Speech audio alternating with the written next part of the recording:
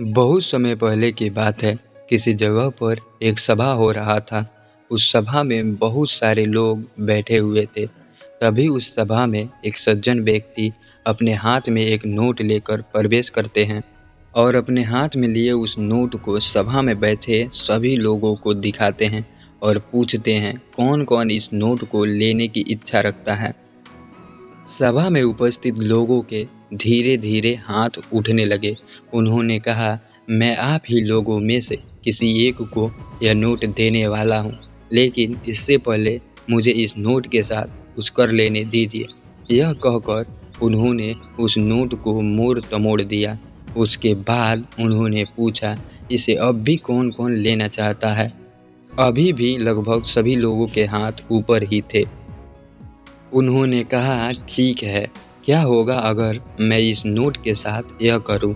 यह कहकर उन्होंने अपने हाथ में पड़े नोट को फर्श पर गिरा दिया और उसे फर्श पर रगड़ने लगे।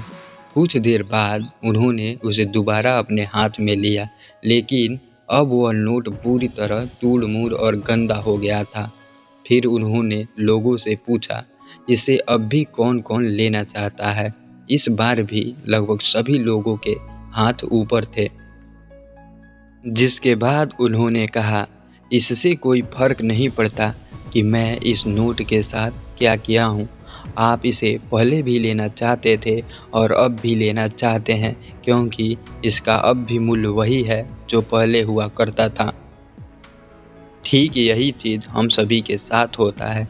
कई बार हम अपने जीवन में गिरते हैं, कठिनाइयों से लड़ते हैं और लड़ते-लड़ते थक जाते हैं, अपने गलत निर्णयों से भारी मुसीबत का सामना करते हैं। इन सारी परिस्थितियों में जूझकर हम अपने आप को मूल्यहीन और बेकार समझ लेते हैं। लेकिन इसका कोई मतलब नहीं कि हमारे जीवन में क्या हुआ है और भविष्य में क्या होगा। आप अपना महत्व कभी नहीं खो सकते। आप खास हो, इसे आप कभी ना भूलें।